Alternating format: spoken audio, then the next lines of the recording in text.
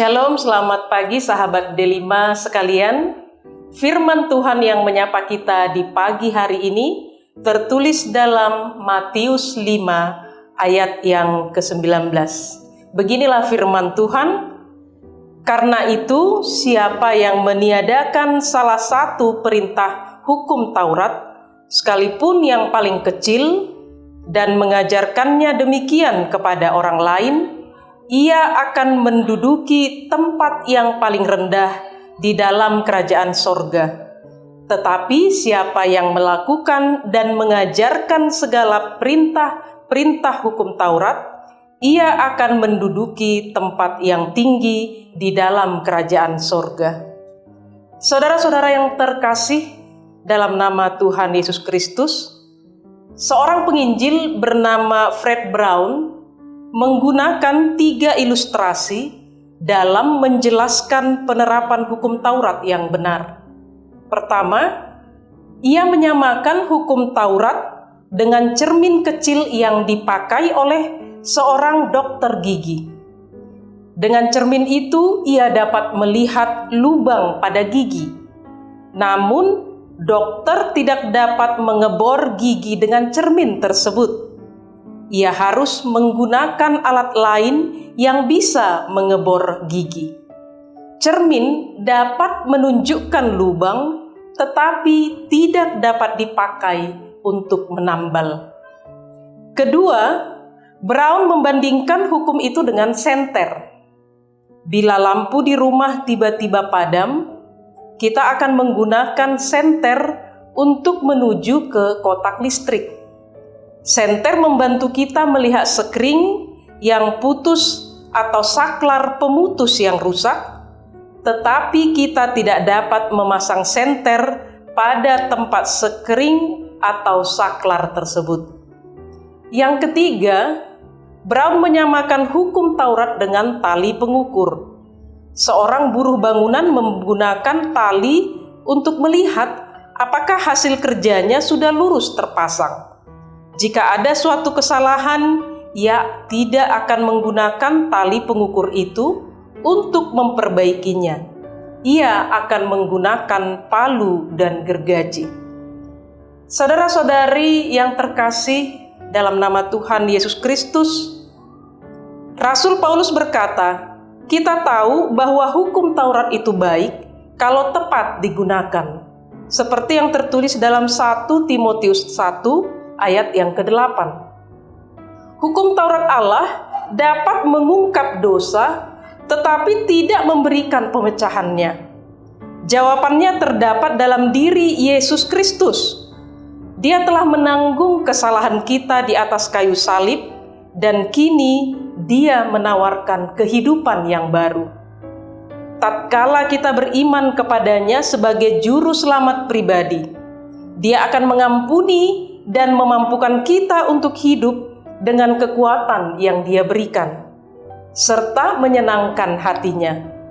Apa yang tak dapat dilakukan hukum Taurat, Kristus sanggup melakukannya. Saudara-saudari D5 yang terkasih, Yesus datang ke dunia bukan untuk meniadakan hukum Taurat. Secara tegas Ia mengungkapkan itu dalam pasal 5 ayat 17 sampai ayat yang ke-20. Seperti yang dituduhkan oleh orang-orang Yahudi, ahli Taurat, orang Sadusi, dan para imam. Kerap kali Yesus memang melakukan tindakan ekstrim dengan sepertinya melanggar adat istiadat orang Yahudi, seperti menyembuhkan orang pada hari Sabat. Kita bisa lihat dalam Lukas 6 ayat 6 sampai yang ke-11. Membela perempuan yang kedapatan berzina, Yohanes 7 ayat 53 sampai pasal 8 ayat 1 sampai ayat yang ke-11. Padahal Ia hendak menentang sikap kemunafikan bangsa Yahudi yang melakukan hukum Taurat dengan mengabaikan kasih kepada sesama manusia. Ia mau menentang sikap para Yahudi yang memakai hukum Taurat sebagai topeng menyempurnakan diri dengan menganggap diri lebih baik, lebih benar dari orang lain. Sahabat D5 sekalian, hukum Taurat tidak memiliki arti apa-apa jika hanya dipandang sebagai peraturan keagamaan semata. Yesus menggarisbawahi bahwa yang terpenting bukan soal menjaga kemurnian ajaran Taurat, tetapi bagaimana Taurat itu dijalankan dan dihayati dalam hidup setiap hari. Taurat akan bermakna ketika perilaku dan sikap hidup benar-benar dijiwai olehnya. Dengan demikian, Taurat menjadi inspirasi yang menuntun orang kepada kebaikan dan menjadi sumber moral dalam bertindak dan berbuat apapun dalam hidupnya. Orang yang demikian, menurut Yesus, akan menduduki tempat tertinggi dalam kerajaan sorga. Sahabat delima sekalian, kata ia akan menduduki dalam ayat ini seolah memberi kesan bahwa orang yang tidak melakukan hukum Taurat bisa masuk surga kelak, namun ditempatkan di bagian terendah, mendapat kursi walaupun di pinggir atau di luar tempat yang lebih rendah. Pengertian ini akan menjadi masalah karena muncul pertanyaan berikut. Kalau begitu, ada tingkatan-tingkatan untuk orang yang masuk surga. Ada yang di dalam kalau melakukan 10 hukum Taurat, dan ada yang di tempat yang lebih rendah kalau tidak melakukan ke-10 hukum Taurat.